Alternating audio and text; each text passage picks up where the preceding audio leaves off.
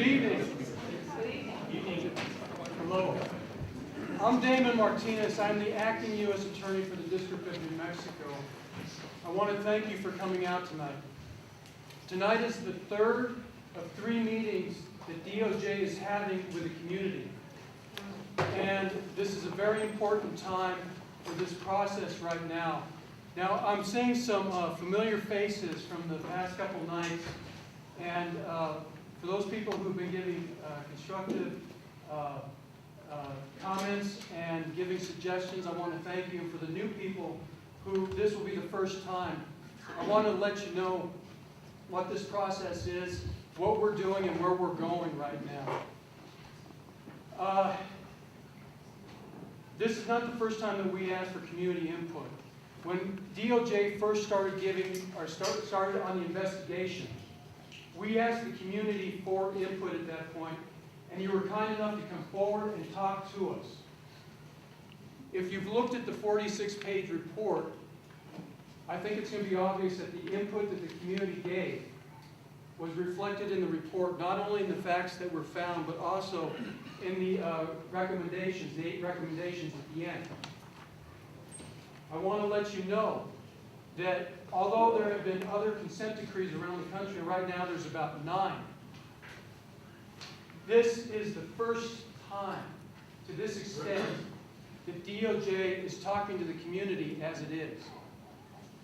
So this is very special for how we're going forward here, and we hope that you see this as an opportunity.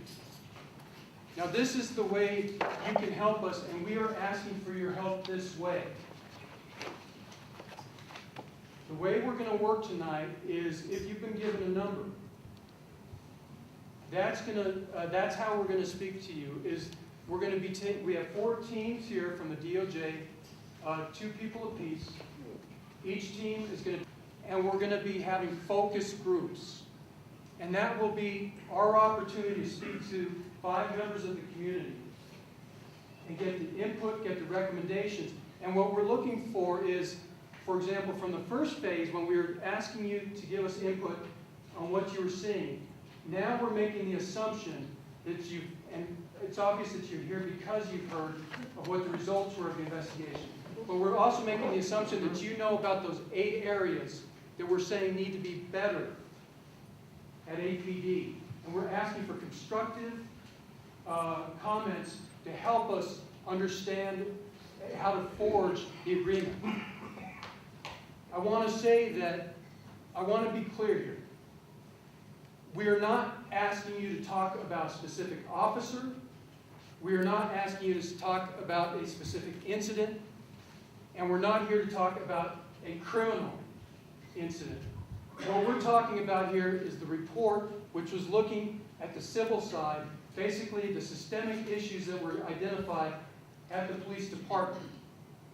So we're asking you, how can we make the system better for APD?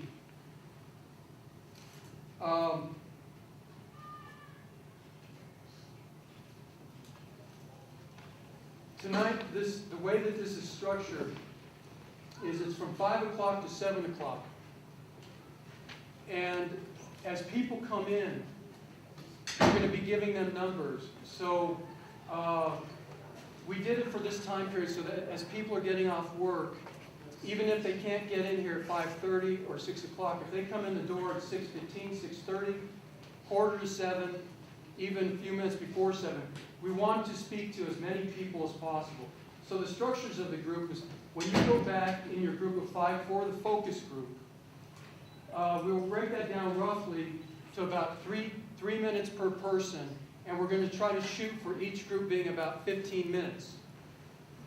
If you have other comments that you want to talk about after this focus group, again, we're looking for we're trying to give the opportunity. You should have been given a card at the door where you have our email address or you have our phone number that you can call and either leave a message or you can forward additional information. We will look at that.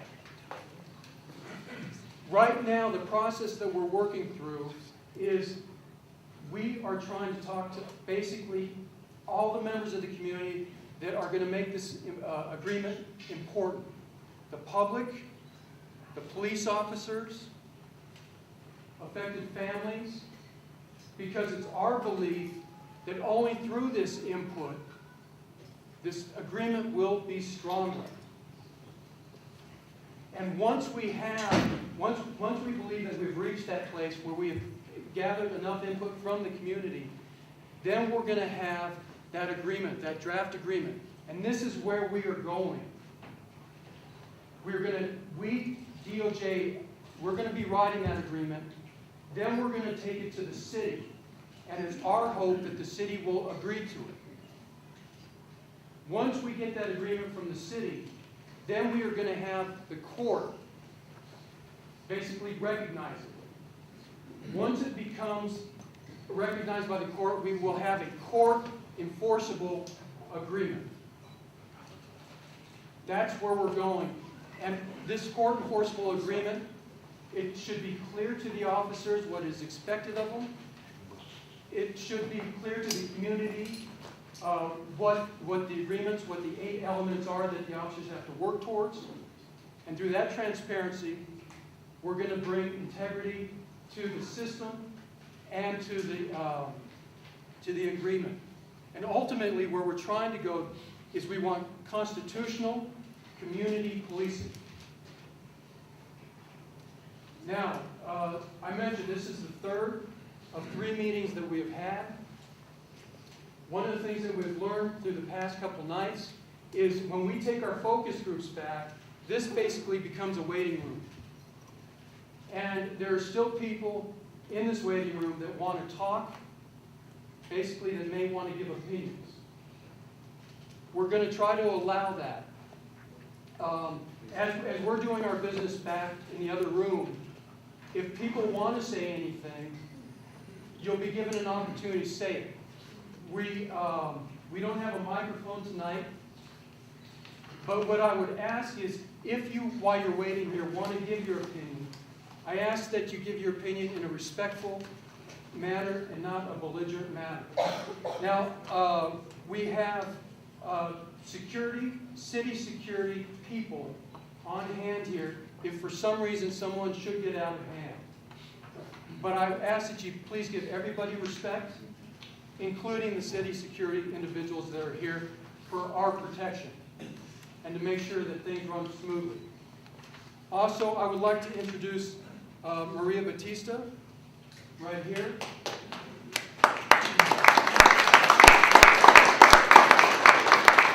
And Ken Alex.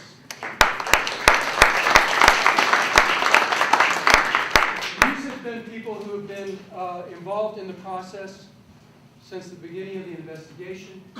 They have been supportive of the process, and in the past couple nights, they have been supportive, and they have really been there to make sure that when the crowds want to speak, they speak in a respectful, responsible manner. And so I would ask that you give them the respect tonight that if there is anybody who wants to voice their opinions, that you take their lead, and so that anybody who wants to talk in this room can if you want to. Now, I need to emphasize that as we, Department of Justice, work with our focus groups, we're not endorsing what is said in this room during the waiting time, but we realize that the community is coming together. There may be people who want to talk, and this is your opportunity if you do want to talk. So, let's say the people who are the first, number 1, there should be 5. We'll take the first group of 5 back. So once you raise your hand, Michael, it's okay. Yeah, number is this one? Oh, hold on. Our number. So what We're is? starting with number 20. We gave out all the earlier numbers of the last week, so we're starting with 20. So if you got a 20, that doesn't mean you got to wait till number 20. 20 is the first number, and then we'll go 21, 22, 23. That's how it works. Okay. So if you have 20, how many people have 20? There should be 5. Okay. So if you once you raise your hand, if you follow these people back here, we'll take you back. Is there 20, please. just 20? 20. 2-0. We'll get down the list of 24. Okay, so the next, who's taking the next group? Okay, so if you have 21, If you have 21, please follow Paul back. Is there anyone with 21? Okay. There should be 4 more people. Okay, so is there 22? Okay, so if you have 22, if you follow Luis back, please. 22. Okay, do we have 23? Over there. I'll take 23 back. Who has 23? So if you follow me back, please.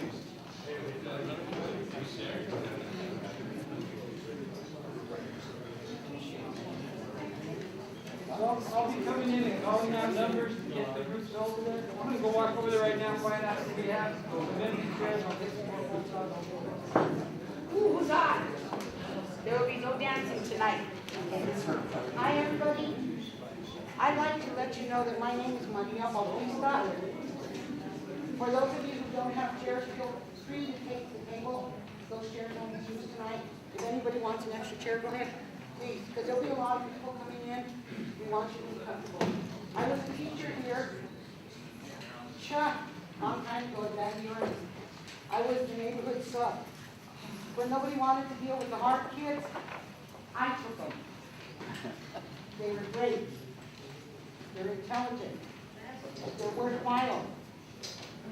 And yet, we're at the bottom of the nation in education.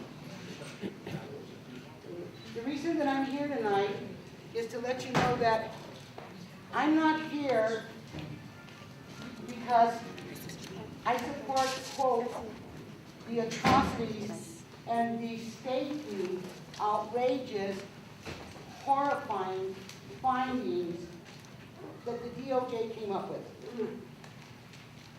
The reason that I got here was because I had a home invasion. I had a home invasion. I didn't know where to go. I went to the mayor. He didn't answer my letter. There was 2 of us at home. We're pretty old.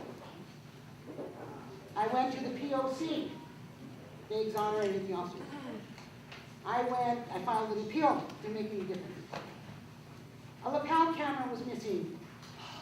Right, that was, So I got a little frustrated, like everybody does, because we don't have the voice that we need independently. Independently as individuals sometimes.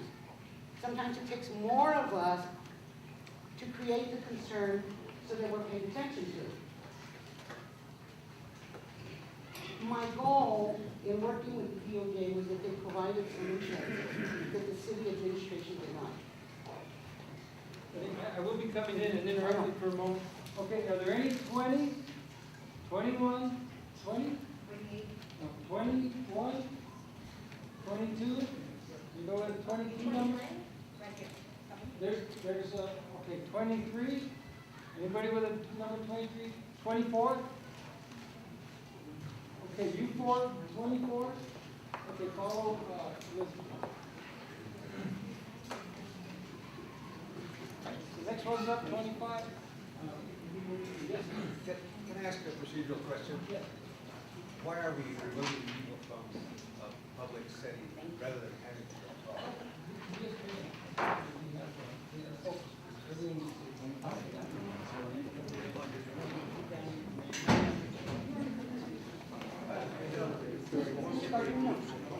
How are you? Thank you for being here, sir. I'd like to say tonight that amongst the DOJ being here, I really need to introduce that Ken Sanchez, President of the San Francisco Council, and Ray Gardino.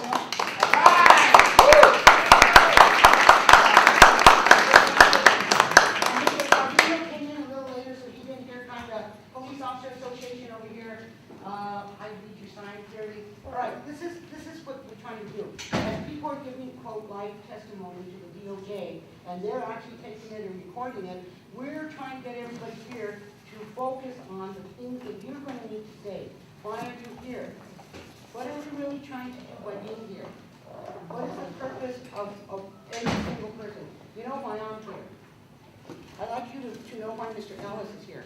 And then as we go through this, I'm going to pick people from this community who know these things happened. If you want any change in Albuquerque, when you go into that room, those gentlemen are drafting the consent decree and the negotiations with Albuquerque and with the police department, so that when you go to the judge, there can be an enforceable document called a consent decree. They could have taken all the information and decided it all themselves. They didn't want to do that. They want you to make the decisions. What are your recommendations? What are your ideas? What are the awful things you see? What would you care about most? What don't you care about? Where's the waste of money? By all you talking like this, we're doing the interview, the next group goes in, so it stimulates for you a little bit of where we're going to go tonight. And then I'll dance. Okay? Ken? Yes, those of you who don't know me, my name is Kenneth Dulles. My son was the Iraq war veteran that was shot and killed by Albuquerque Police in January 2010. And DOJ's asked me to come up here and speak and give everybody else an opportunity to speak. What the forum here, I'll answer Mr. Garduno's question publicly. Why are they shuffling people off into the other room? Well, first and foremost is they don't want the media to be filming people while people are kind of nervous about being upfront and being forthright with what's going on. So they're have a separate room for us to be able to have a individual little focus group study sessions where people can give their ideas to DOJ and their ideas on what we feel like DOJ needs put into the consent decree so that it can be drafted and signed by the city and enforced by the courts. And so our main purpose is to just do that, give our suggestions. Some of them have been, some of the suggestions have been, a complete and independent civilian oversight and psychological testing for the police. Any ideas that you may have, drug screening, whatever. That's what they're wanting. They're wanting our input so that they can have ideas on how to draft this consent decree. And so what we're doing up here is just basically entertaining you guys. If you guys have any ideas, you guys want to speak up and talk to the public, and as long as you've got good ideas on what you think our police department needs, that's kind of why we're here, and we're just going to kind of fill in the time while they cycle through everybody and talk to everybody. So this gentleman here, U.S. Army gentleman here, wanted to say something, so by all means, you've got the floor, sir. My name is Anthony Arthur Aragon. Come on, Anthony, come on up here with us. Today, you are the DOJ and you're speaking for Albuquerque. It doesn't, and I want to say something here today. It's very important that I say this. This is a very important process. We are a democracy. We live in the United States of America. Everybody has freedom of speech. If somebody comes up here and you don't like exactly what they're saying, you don't have to. But they have an opportunity to speak. We all have that choice. So I just want all of us to be respectful of each other, no matter what the message might be from that individual. It makes our process a little bit better. Oh, thank you. My name is Anthony Arthur Aragon, also known as Antonio Aragon de Varelas. I was one of the first, should I say, military personnel to come through a system in the state of New Mexico, county, and city that did not recognize American Disability Act rights on the federal and state level. There wasn't systems put out for it in any way, manner, or fashion, and our local, state, and federal government were not paying attention to soldiers that were returning from war, that were under a stigmatic, living under a stigmatic culture. I am a victim of that stigmatic culture that we lived upon, that some soldiers died because of, in the hands of our police officers.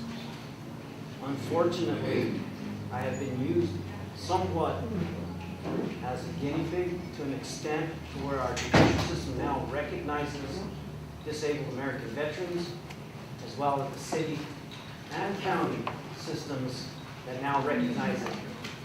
Unfortunately, I put it this way, fortunately for the individuals that violated my rights under federal witness and state witness at this present time, I have not sued anybody, don't want to. The reason being, it's best to pave a good road for our soldiers that are now returning 16,000 strong from Afghanistan, instead of me having to weaken the city anymore at this present time with lawsuits. Unfortunately, at the time that I was going through this stigmatic culture with the Albuquerque Police Department and city and county and state governments, did not recognize my rights as an American veteran under the American Disabilities Act. I have put myself in certain jeopardies with city, county, and state and federal agencies to know that our culture back in 2004, 2005, 2006, et cetera, was not ready for disabled American veterans like myself who were returning from war. I've been beanbagged 3 different times, shot at once, hospitalized at the ward here at the Veterans Hospital and Metropolitan Detention Center, where they lost me for 2 weeks while I was under federal care with my medication from Veterans Administration Hospital. There's PAC units at this present time in the Metropolitan Detention Center because of the guinea pig status that I've had going through the systems that wasn't ready for disabled American veterans. It is very important that the Department of Justice lets you know that there will be remedies to the systems that now our veterans are returning to. There has to be. If not, there'll be more deaths. And unfortunately, it'll probably be disabled American veterans that are fighting for your freedom, your rights, and your well-being in this country of ours. I say this, do not be afraid to express yourself, even if you have to be assertive, but respectfully done. Myself and Mr. Sanchez, City Councilor Sanchez, go back a few years. This is the first time that I've been in front of anybody since I've been, should I say, harassed by the Albuquerque Police Department. Now, take note, some of those police officers have been to war for you. Those are your good officers. Unfortunately, the culture that exists within Albuquerque Police Department is going to take a lot more than what the Department of Justice can probably do for us at this present time. It will take a lot more of these meetings and a lot more assertive nature and respect level for the Department of Justice to realize what we have here as a culture has been here by the Albuquerque Police Department for approximately 30 or 40 years. Okay, it's going to take probably just as long to help resolve that problem, knowing that there's a little bit of arrogance on the police department's part, knowing that they're officers and they're supposed to be right. Well, they're human. They could be wrong at times. Take note. Once again, my name is Anthony Arthur Aragon. I've never been to the Department of Justice. They've come to me.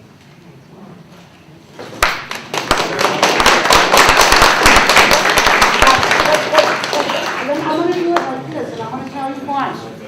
Hello, gentlemen, how are you? This is what I'd like to do. I'm going to say, as an example, I'm going to say 1, 2, anyone on this side? 3. And that way we know there's 1, 2, 3. And then who's going to help me keep the sign up? All right. I want you to take 1, 2, 3, 4. Now, before you start speaking, my buddy, I want to say something here to everybody. There's been a lot of racism. We need to get rid of it. There's been a lot of hate. We're here to get rid of it. But we're not here to take Albuquerque down. We love our city. I don't know about you, but I've been here 67 years and I love Albuquerque. Got the best sunset, right? Got the best food. The best crowds. But what's just going on is that we're going to have someone come in right now and call for some numbers. Who's the gentleman who calls for numbers you're on? That's what we got. Okay, who has number 25? We have 25. Check your numbers. 25. Who has number 25? Everybody else, you have 25? 25? Okay, we got 3. All right.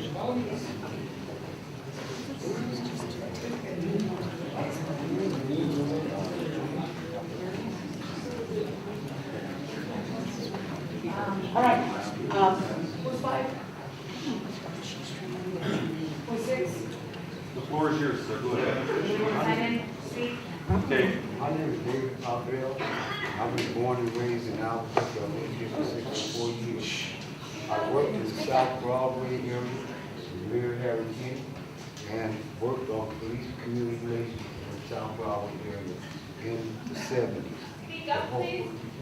Okay, let's do this because he's soft-spoken. It's not mine. We're going up the aisle here, okay? I think we can hear him better from here, but it really requires us to keep it down. No mic can tonight.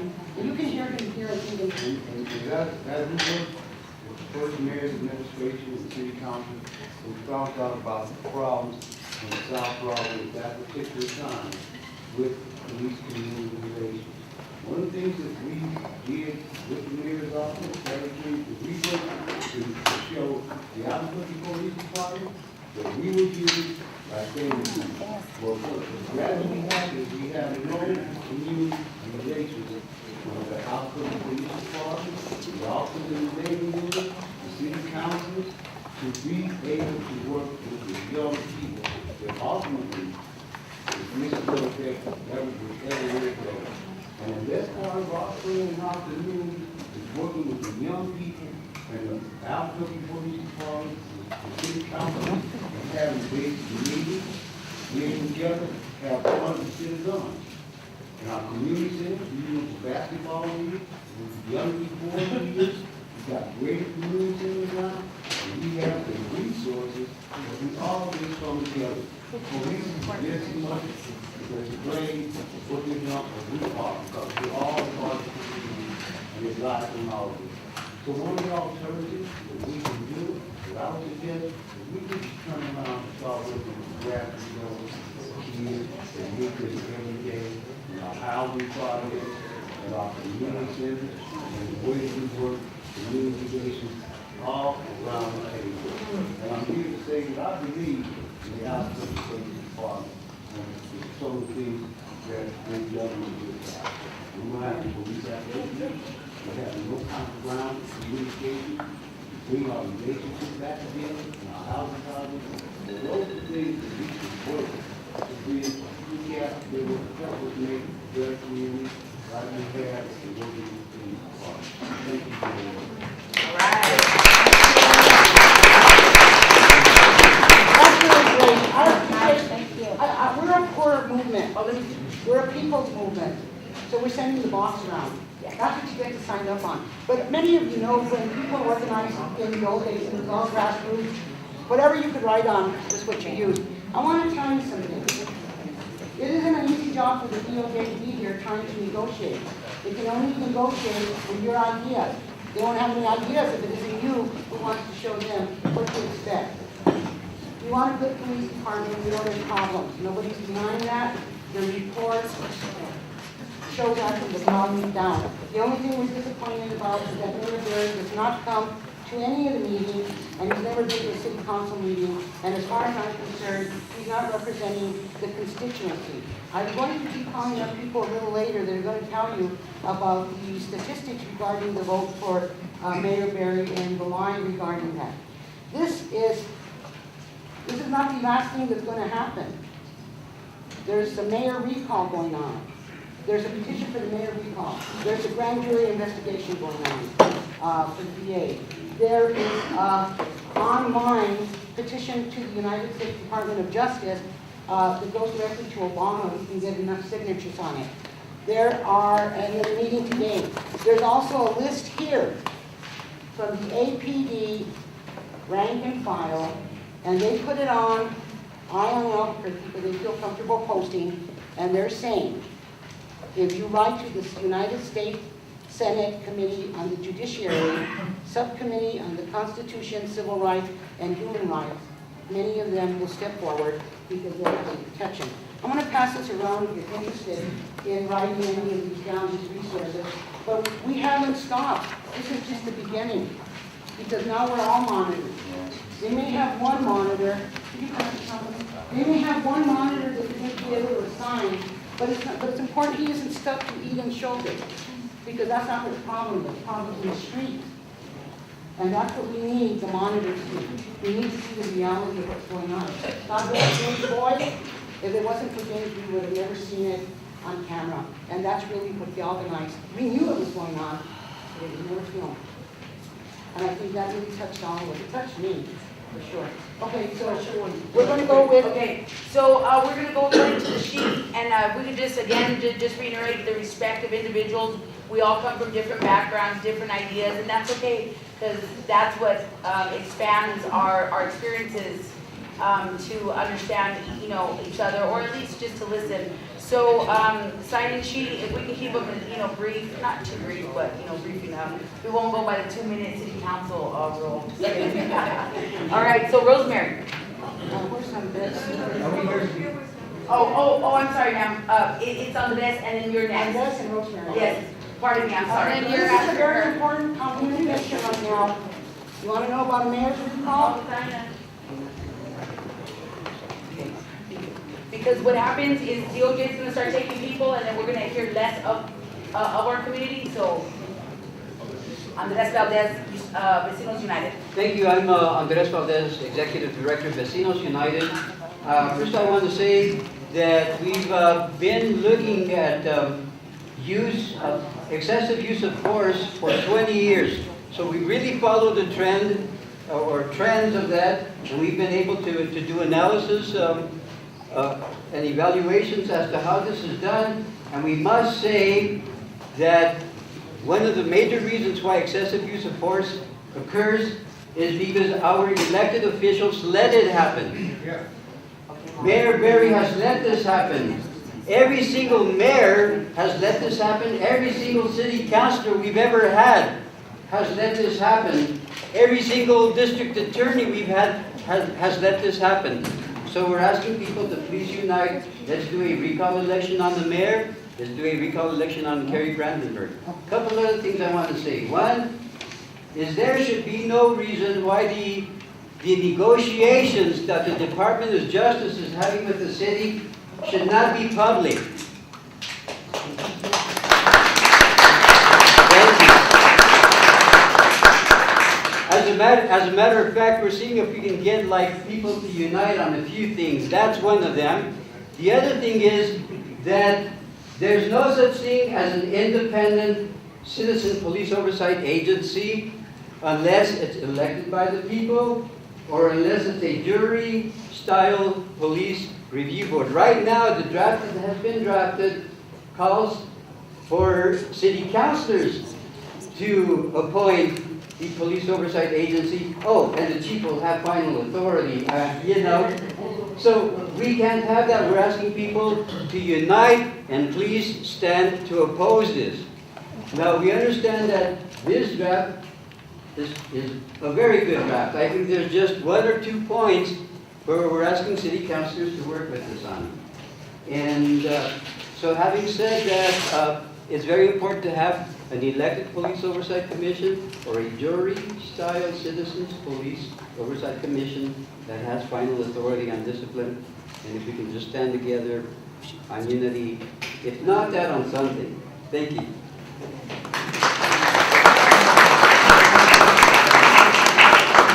Okay, I happen to be next on the list. Oh no, I'm sorry, Rosemary, right? Yes, Rosemary, yeah. Come on up. Yeah, because I skipped your initial name over before I. No, I look pretty well, but I take my seat with you. There you go, come on up. Okay. My heavens. I heard we were going to talk in small groups, but that's okay. My name is Rosemary Blanchard, and I live here in Albuquerque. I live actually in the near North Valley, and I'm recently retired back to Albuquerque after teaching at California State University for a number of years, and doing a lot of other things before that. And some of the things I've done in my long and checkered career have involved police departments and have involved community review of police departments and taking of community complaints and negotiating changes with police departments. And so, by a stumbled and indirect way, I've had certain experiences that I think are important here, and I'm not gonna take a whole lot of everybody's time, because there's so many people and there's so many issues. And I'm not even going to be dealing with so much with the what has happened as what I see has to happen.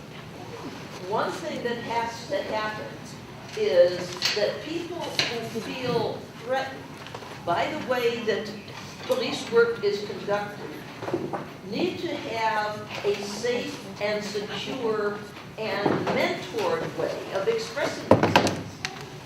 In a couple of different places where I have taught and lived and worked, I have worked with grassroots communities, learning how to take incident reports from the community in the language that the community member is most comfortable in, and how to follow it up. I have a couple of graduate degrees, one of them's a law degree, and when I was getting it, I was an intern for a legal services program in Hartford, Connecticut. Yeah. Okay, do we have any 25? I think I called over, right? 26? 26, raise your hand, stand up, please. 25. Who's got a 25? I got a number. 26? It should be 5, 26. Okay, cool. 125.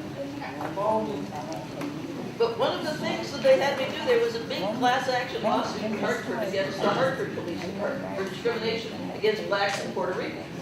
And I had studied some sociology before I went to law school, so although I was an intern for legal services, I was sent out to get credible statements about those situations. And I disregarded everything that didn't have the complaining witness and 2 independent witnesses. And within one summer had 143 corroborated statements about discriminatory police contact toward blacks in Puerto Rico, which contributed mightily, I've been told, to the case settling in a agreed-upon settlement between the Hartford Police Department and the attorneys who were representing the community. In it all, I learned a lot about teaching community people to take statements in credible ways, to back them up. We have to support that. We have to teach people how to do that, but then we have to support it. We had court monitors, people who volunteered when they could to sit in the courtroom when those little misdemeanor cases or magistrate cases are coming up, to look at everything with a little bit of training in the background, to look at not just was the law observed, but how are people treated? With dignity, with respect. And those accounts, those stories became a basis for remedies that improved the mutual respect between the community and the police. If there is not mutual respect, we are not safe. And if the people feel threatened and they don't speak, and they're afraid, because they're afraid speaking to the police will make it worse, we are not safe. So I'm big on safe, and safe means trusting the community to want to be safe, helping the community get the tools that they can tell us their story, and that it doesn't take some tragedy before that story gets told. I would love to talk more about this. There's more people to talk. I will talk more about this when there's time. I'd like to say that it takes a lot of effort for somebody to come out, claim their consistency challenge, make the point to get there on time, make the statement, and then wait to take it to the next room. Thank you. Well, thank you for having me. All right. And I'm going to say at this point that things to remember, no profiling. Things to remember, lapel videos, safe for everybody, safe for the officer, safe for the person. So that when that contact has to happen, we know whether it's legitimate or wasn't. We need the camera for safety for everybody. All right. I think we have one other person, Dinah. Here she is. Oh, wait a minute. Yeah. They didn't write your name down. You will. I signed your hand. But we're gonna say 1, 2, 3, 4, but there was a pre-list, but Come sir, on up. come on up. As your list is sort of already We're started. beyond fair here. It's called all of us. This is Albuquerque. Michael, right, sir?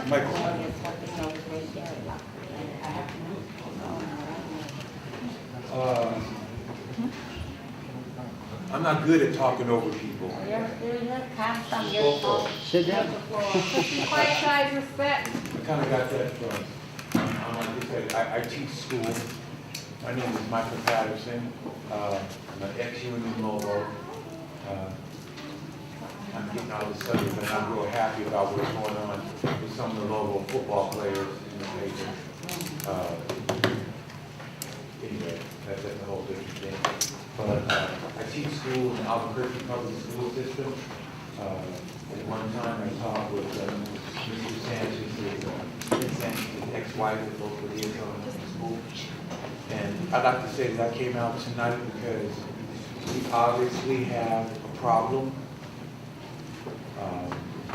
I don't know if there's one solution to solving it. I know there's been a lot of finger pointing, needing a new mayor, needing a new police chief that's homebred, a bunch of different things. But what I would like to say tonight is being in the Albuquerque public school system as a teacher, having my hand on the pulse of youth, and especially where I teach.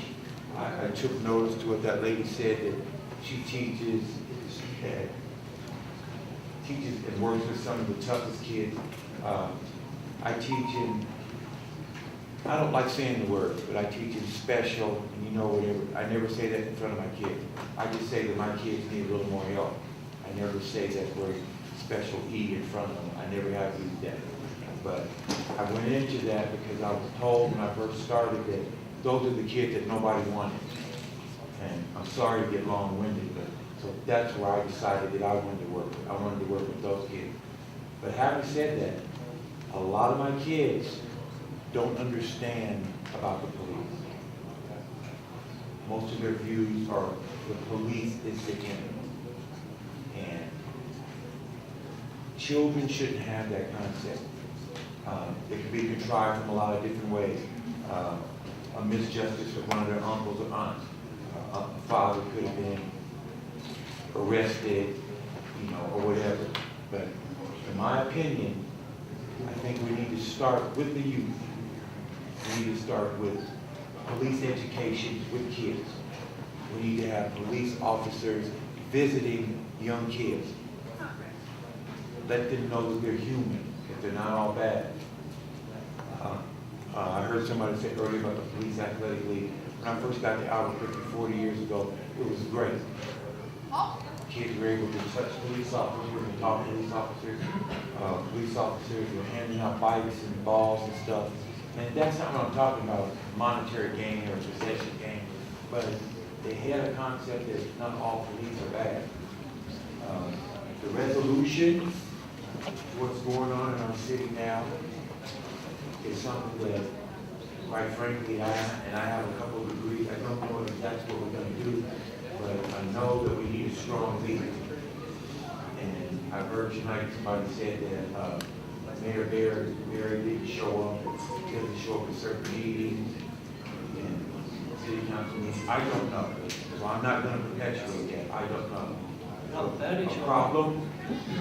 problem is big we have for the Albuquerque Public Police. The mayor should be there. My brother,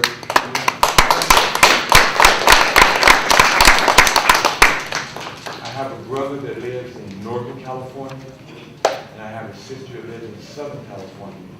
And they called me, quite literally, they called me and asked me, what's going on in your city? That's how far the news has gotten. And I'm not a native New Mexican, but I've been here 40 plus years, so I am a native New Mexican. That's where I'm from. I'm from Albuquerque, New Mexico. And I want our city to get back to how it should be. To have a respectable police department, one that we can trust, one that we know that when they come out, they're going to do things prudently, they're going to do things the right way, and when we make a call for police officer, we don't have to worry. And I think we deserve that, and I think it's possible.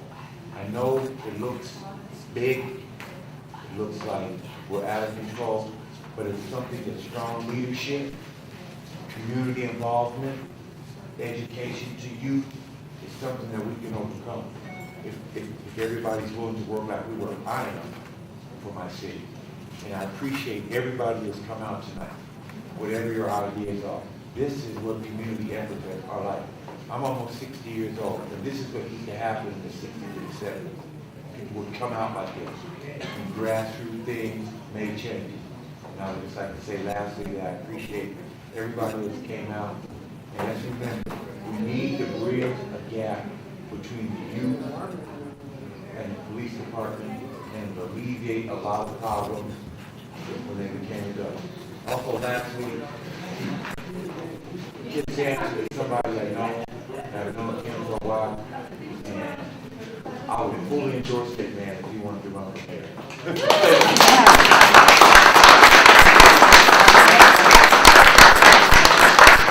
I tell you, it takes a lot of courage sometimes to say.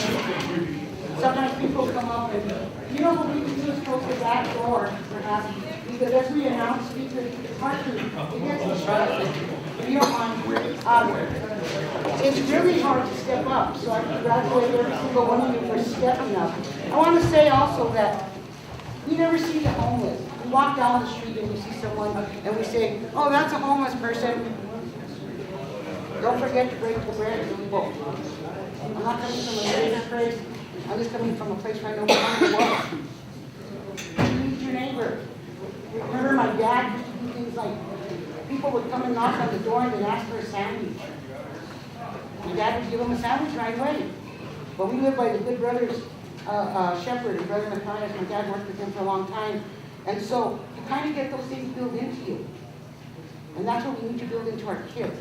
That love, that understanding, that compassion for each other. Because there was a period of time when we lost our 15 to 19-year-old population of young men due to gang warfare and drugs. We need to bring ourselves back together and bring our families back together and help our young men succeed.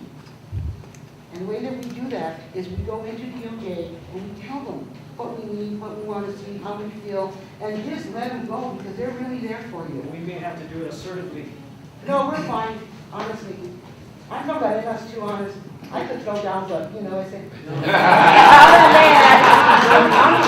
Mr. Eric, I'm with you. It's nice for a boxing family, and, you know, yeah, the Golden Gloves and all that. You know, I used to go to free throws before we were all talking about. So, I'm an old sister. I work for everybody. Dinah, she's documenting every single thing that's happening in the world. But specifically, incidents of violence and pain and heartache. So I'm going to let her talk to you a little bit, and then we have some more people. Hi everybody, my name is Dinah Vargas. I've been fighting the struggle of police violence actively for the past year and a half. And I've always believed in social change and social justice because I believe it's important from a community standpoint that it's still we the people, right, that has the power. And I sort of said this last night, for those of you who were here last night, I'm going to sort of say it again. I like to see myself as a survivor of a single story. So when I began to start seeing, like back in 2010, all of these cases of people dying by the hands of our police, I sort of judged them, I tried them, and I executed them along with those who yielded the badge that shot them unjustly. And I said, who cares? Like, it's just another dude off the street. It's another loser that's all kinds of tattoos. And I'm like, oh, yeah, I got tattoos too.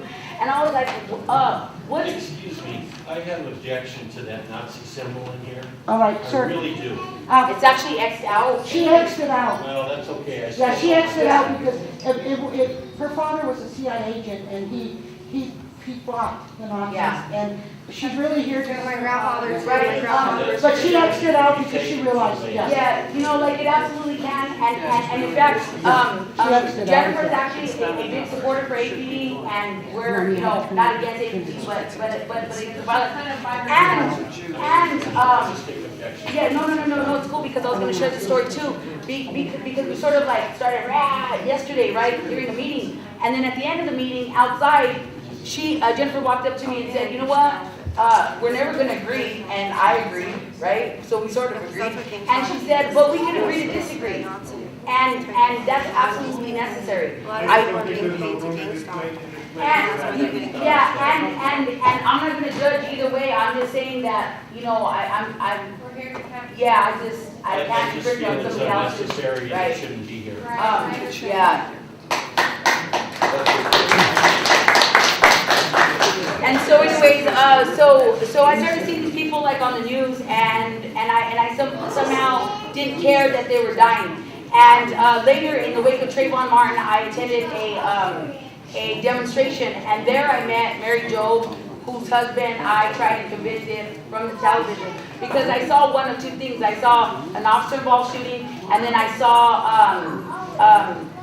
his mugshot, a horrible mugshot, and then I saw a long list of bad deeds he did his whole life. And I was like sort of ashamed later, because see, what really was happening was a dehumanization process. And so therefore I was rationalizing their deaths on TV, and I would later be ashamed of this fact. And I would later tell my friend Mary Jobe of this story. And so in order to not be a victim of a single story, because it becomes a definitive story, the story that's told over and over and over and over again, making it the only story, making it the most deadly story in America, is a single story. I told her, and then I said, I don't want to be that person. I want to know. I want to know more than the single story. So later I would find out that her husband was more than what I saw on the news. And that's sort of the perspective I have when I'm documenting and reporting things from a community standpoint, is that all, you know, at the end of the day, we all have more than one story. And if we're only defined by one single story, it definitely flattens our own experiences, definitely flattens them. I support APD, but that's not why I'm here. I'm here because I am against police violence at all costs, and I occupied my city, you know, in every single march that has taken place, and I did so proudly, and I marched alongside strangers, I marched alongside my neighbors, I marched alongside families, and I will tell you that in those streets, there was pain, there was tears, there was happiness, and there was love. And the only people that showed acts of aggression, because graffiti is not violent by definition, climbing on top of the street light. Sure. Okay, 27. Do we have any 27? How many? 27. There should be 5. Okay. Right over to that door, and I'll take that one. 28. Hang on, 28. We're not taking 28.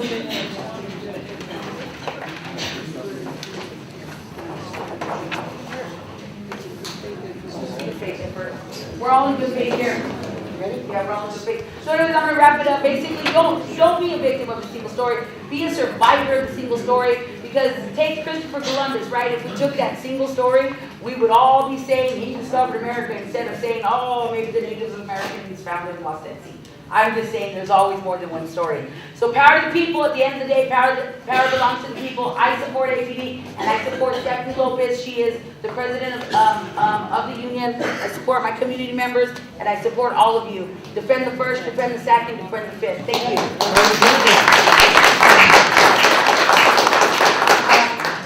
There's so many things that we have to deal with that sometimes people say, Mr. Erdogan, he says, oh boy, are we really going to get someplace? Yeah, we are. Yesterday we got 160 personal written down testimonies, complaints, and recommendations from the people that are going in that room. That's why we're sitting in here, to kind of stimulate our thinking about what we really want to say. Well, they exercise that. We're just venting right now, and that's basically what's happening. Well, we want you to be able to go in there with a clear head and say, if you'd like to go in early, I'll get you an advance number, Mr. Erdogan. But we're really trying as a community to focus on being able to work and advance ourselves. That sign right there is a perfect example of me. I'm a victim of that. It just doesn't stop at the Albuquerque Police Department. It goes higher into the offices, city, county, state. Well, that's just what I was going to talk to you about. Look at the sign. You should work with me. Look at what I was just bringing up. The city, the state, the county, the governor, the government. I have it right here, right here. If you're not happy, all of these officials, you get letters, email addresses. Why can't we put on the ballot to put a probationary period on our elected officials? Well, that's what you want to say right there, because that could be one of the recommendations. Telling me don't help. I'm not a DOJ person. The DOJ's right there. County, state, probationary period on our elected officials. Well, you can say that. Look, next numbers. Let's see what they are. 28? Great. We're gonna have another one soon, sir. Hey, let's take Myra. Yeah, Myra? yeah. Anybody who really wants to speak, we have a sign-up sheet over there. Your name, ma'am? We got you, Angela. Anybody who wants to speak, we have a sign-up sheet. Right, I'm here.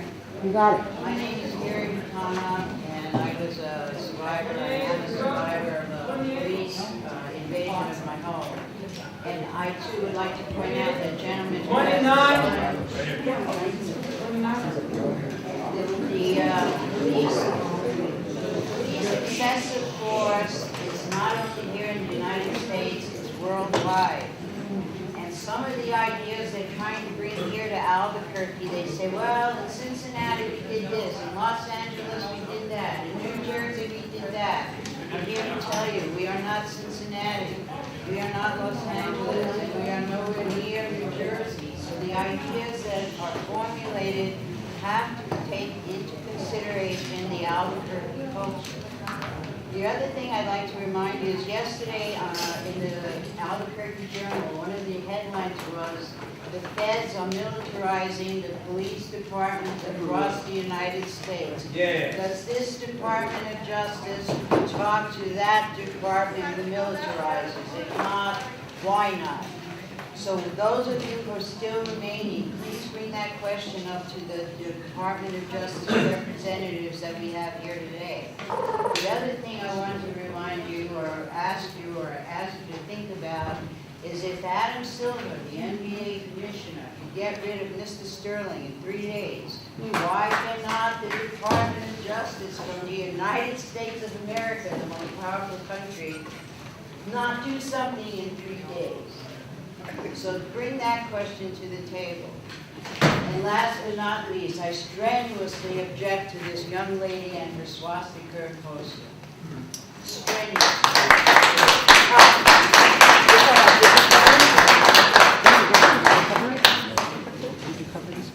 No, I'm not going to freedom of speech. All right. She's like guys. Yes, ma'am? Come here, don't you dare, come here, Angela. I wanted to say one real quick thing. You remember when I said at the beginning, there is such a thing as freedom of speech? This young woman does have a swastika on the soldier. She crossed it out for us because we asked her to do that. She has issues because her dad was PTSD and stuff, but she does have a right to be here. And we don't want to take that away from anybody. It's a Not legal telling her to right. leave, we're asking her to get rid of the sign. Well, That's very offensive. It's Why? pure It's hate, against the and I want it Nazi out of party. here. It's against the Nazi It's pure party, hate. sir. Don't feed off of it. Okay? You're better than him. My grandfather went to World War II. I'm trying to talk. My So did grandfather mine. went to World War II and So he did was mine. German. Okay, you don't know a thing about me, sir. Angela has the floor. My grandfather and dad died for this nation. Okay, I spend my days and holidays on military cemeteries while you're eating your turkey. I'm here to stick up for APD, drug carrier violence, gangsters. Wait a minute. Take a break. No. You take a break. Leave her alone. You don't like it, you can leave. Leave her alone. You guys let Angela speak. As long as you go, she'll go. Well, let Angela's got the floor. Let I just Angela wanted to go. let you guys know that this is an article from 1996. I'm fine, I can defend It myself. details the police officer shootings that began in Right, 1980. I'm fine. 86. Okay, I'm a big girl. Way before we're even I talking know, about it. okay, you're not. As a high school teacher at Okay, great, Albuquerque High please, School, name my state. my assignment to my students is Hi, it's Grace, sir. here are the listings of the people that have been killed by APD, 86 to 96, not current. Create the story, tell me what happened, how did that person get in that situation where he was killed by APD. So if any of you would like to see one of these, written in 1996 by Jolene Gutierrez Kruger on one side and V.B. Price on the other, they're up here for you. Also, one last thing that I would like to say, so you please come pick them up. My son also has a disability, anger problems, and he said he learned quickly. Mom, I never resist arrest from APD. He said, and I'm going to repeat his direct English. He said, the first time they kicked my ass, I learned. I now work with them, and I'm going cuffs because I know if not, they're gonna kick my ass again. Thank you.